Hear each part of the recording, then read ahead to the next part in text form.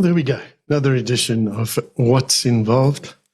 Man, this is, well, I'll start off at the very beginning. This is a Sunday morning. It is, the 7th of April.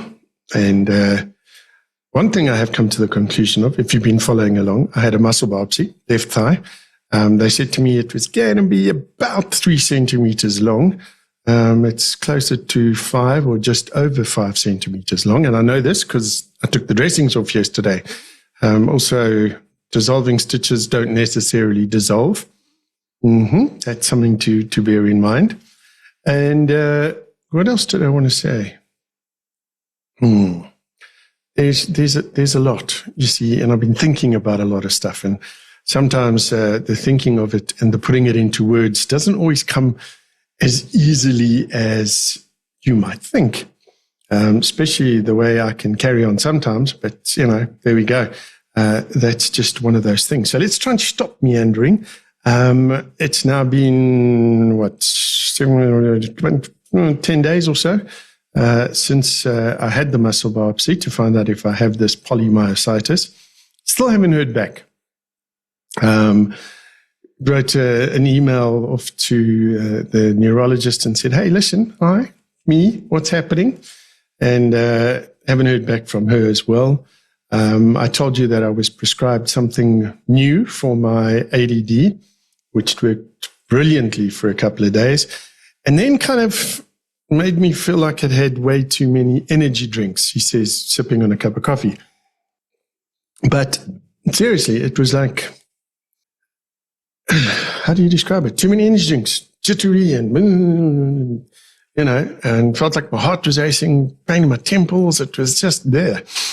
But one of the things I've seen in some of the feedback, and let me start right here by saying this, is feedback is so important. Okay, if you like this, share it, do it, but also comment. There's been so many people that have commented, and as with anything, and as you know, I've been in radio for a while, so there's no such thing really as bad publicity. So even the ones that have gone there so far, so what, don't really mind, because they watched it and they might tell somebody about how annoying I am.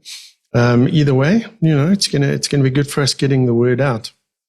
But a lot of people have come back and said, thank you for sharing, and it's incredibly brave, etc., etc. I don't think it's necessarily brave. I think it's the right thing to do, and I think it's the kind of stuff we need to talk about. And, yes, this is primarily about autoimmune diseases. What do we do about them? Those of us who are currently afflicted with autoimmune diseases, I don't think suffering is the right word. It's just, yes, there's a lot of pain and stuff, but suffering, I don't know. So afflicted with autoimmune diseases. We go through a lot, and sometimes we go through a lot by ourselves, and sometimes we have some people with us.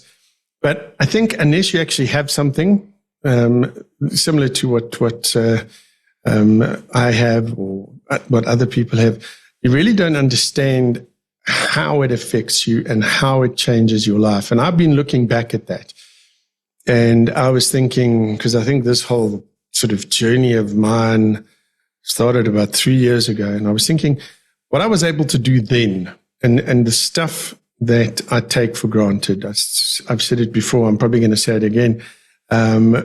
Health is wasted on the healthy, because when you're healthy, you just take stuff for granted, and you don't get out there and appreciate it. And with autoimmune disease, at least with mine, the sort of onset, it's this insidious, slow creep, and you just stop doing things and you do less of certain things. And this is where the mental health aspect comes in, because before I knew it, I was literally a recluse.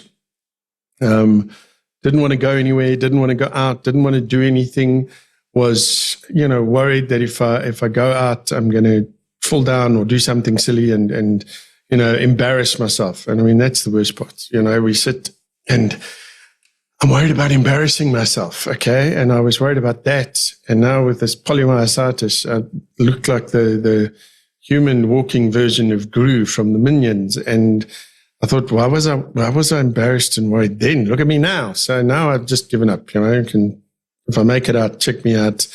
But it's this mental aspect that I'm talking about. And the problem is that it creeps up on you, and it's there constantly. And I cannot tell you how many people have went and gone and they've sort of patted me on the shoulder and gone, chin up, man, can't be that bad. And have you tried taking vitamins, or have you tried this and have you tried that? And I'm like, yeah, I have. And I understand the whole thing about a positive attitude.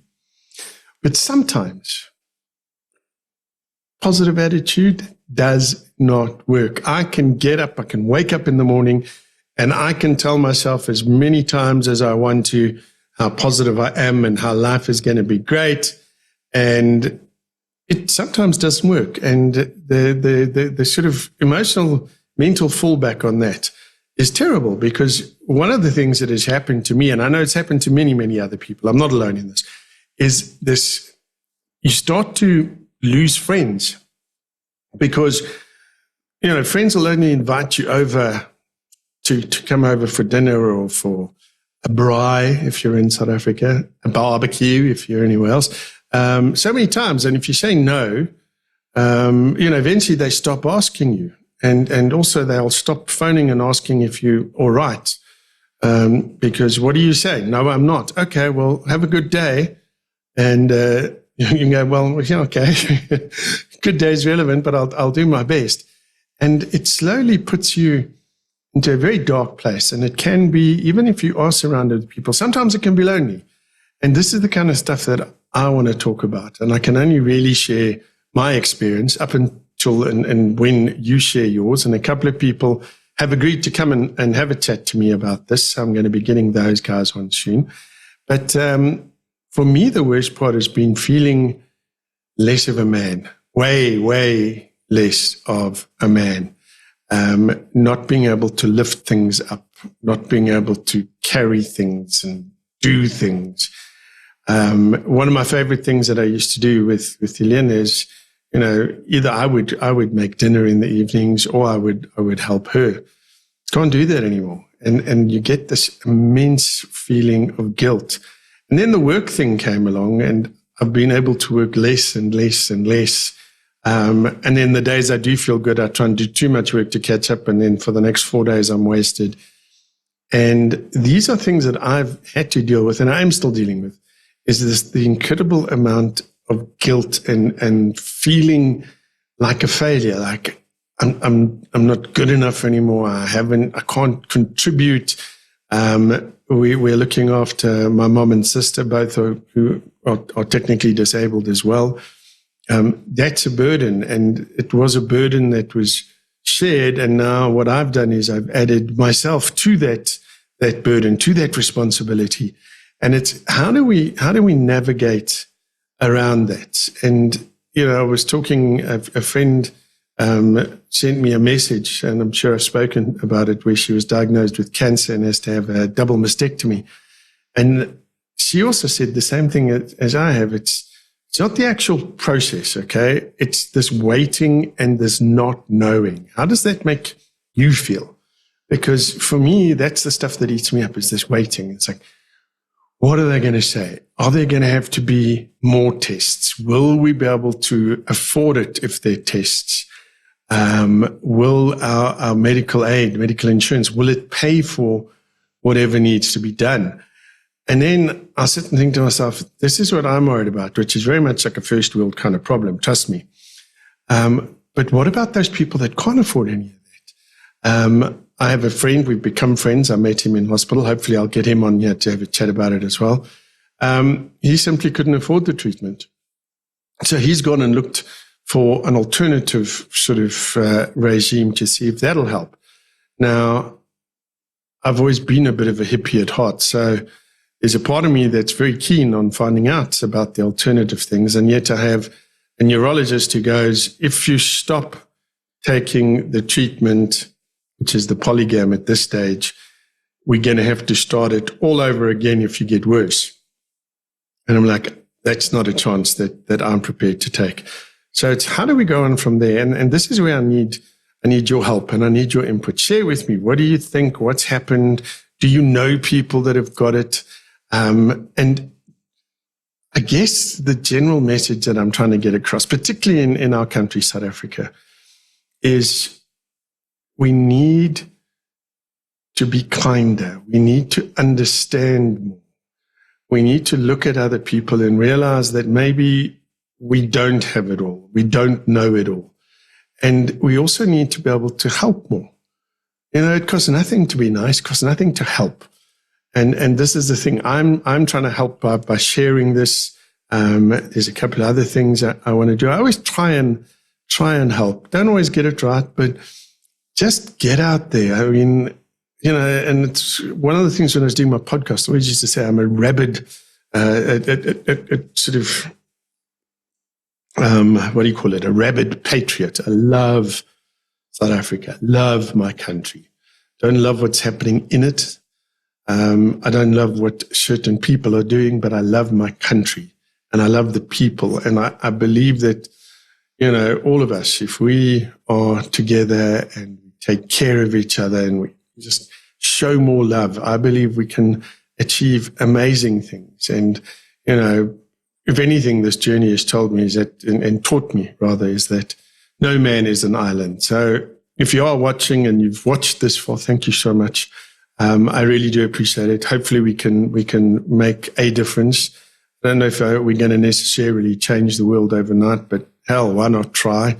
Maybe not overnight, but take a bit longer. So do me a favor, share this amongst your friends, your family.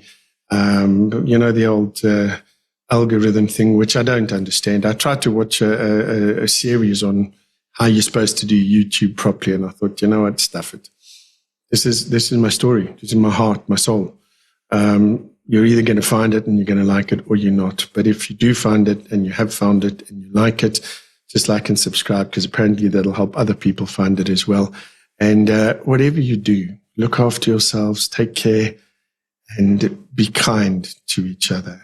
And from me, until next time, thank you so much for your time.